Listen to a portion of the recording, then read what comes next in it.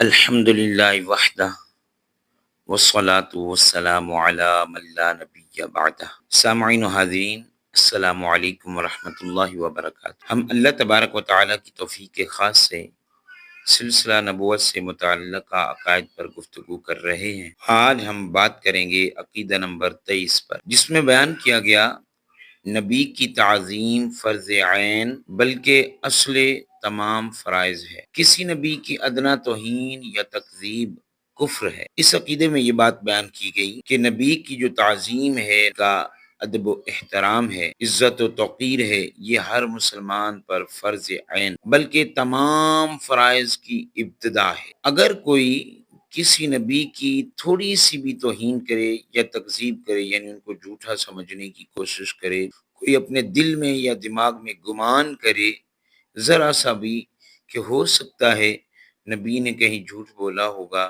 یا ان کے بارے میں کوئی بات غلط سوچتا ہو، بے ادبی و گستاخی والی، نقل کفر نباشد، تو یاد رکھیے وہ شخص دائرہ اسلام سے خارج ہو جائے گا اور کافر ہو جائے گا۔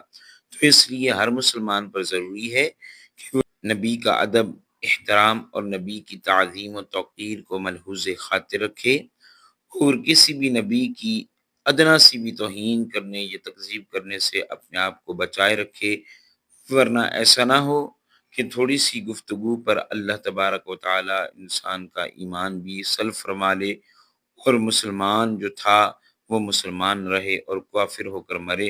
اللہ کریم ہم سب کو ایسی موت سے محفوظ فرمائے جس میں ایمان نہ ہو، ہم سب کو ایمان و عافیت والی زندگی اور ایمان پر موت عطا فرمائے۔